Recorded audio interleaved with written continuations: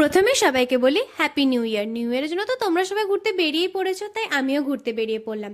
আমি আজকে কোথায় ঘুরতে যাচ্ছি সেটা জানার জন্য কিন্তু তোমাদেরকে আমার এই ভিডিওটা শেষ পর্যন্ত অবশ্যই দেখতে হবে। এখানে আমি তোমাদের জন্য ভিডিও করছি দেখে আমার চিনিও তোমাদের সবাইকে হ্যালো বলতে এসেছে। আমার আজকের এই লুকটা কেমন লাগছে সেটা কিন্তু তোমরা আমাকে কমেন্ট করে অবশ্যই জানাবে। এরপর আমরা পৌঁছে গেলাম স্টেশন, আর এখানে আসতে দেখছি স্টেশনটা বেশ ফাঁকাই ছিল। আমি নিউ ইয়ারের জন্য ঘুরতে যাচ্ছি ঠিকই, কিন্তু সেদিন ছিল 31 ডিসেম্বর। আমার এই ভিডিওটা তোমাদের সাথে শেয়ার করতে এতটা দেরি হলো, তার জন্য সরি।